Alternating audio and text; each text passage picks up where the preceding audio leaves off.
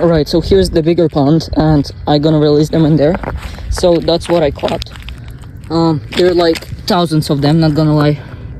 You can't really see them, but they're actually a lot.